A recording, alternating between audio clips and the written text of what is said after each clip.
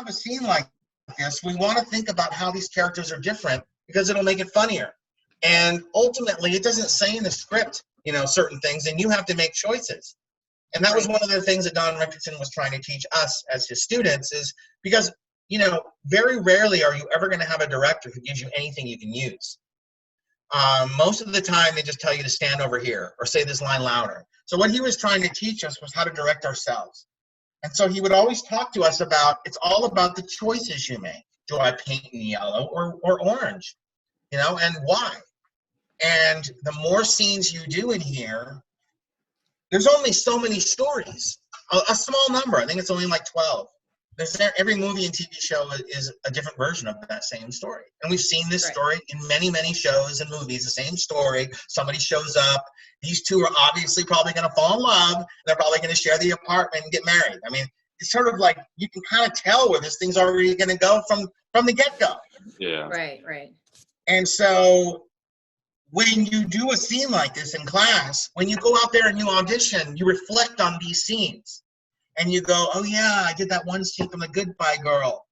And this one is like that.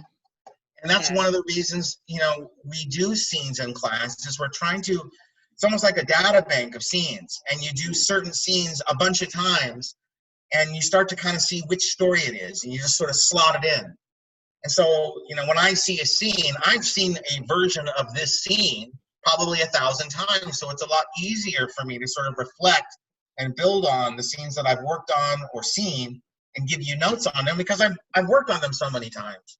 Mm-hmm. In any case, whenever we have a scene, not only do we have to know the style, which is a common, we have to figure out what's called a basic joke. And a basic joke is the running gag of the scene. And you'll read more about that when you get the book. It's why the audience is laughing. What are they laughing at?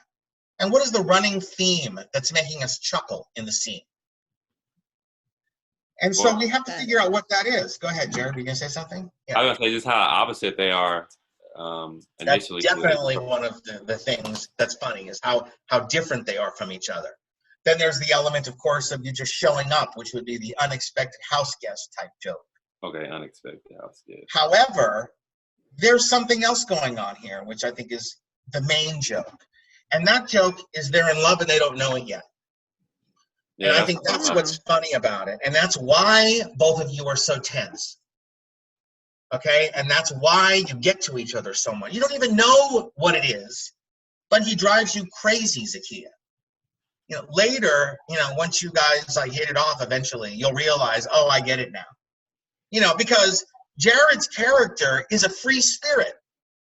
He's this actor, artist, theatrical guy. And you, on the other hand, I mean, you would iron your socks.